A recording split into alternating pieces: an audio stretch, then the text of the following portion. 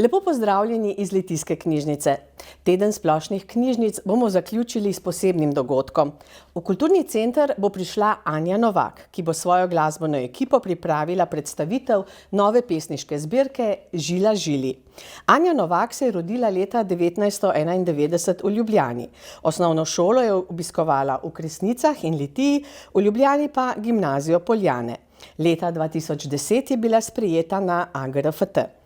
Že med študijem je začela sodelovati v zunajšolskih projektih, najprej v Gleju, nato v Mini teatru.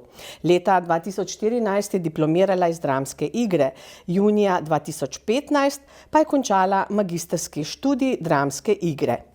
Istega leta se je tudi zaposlila v Slovenskem mladinskem gledališču.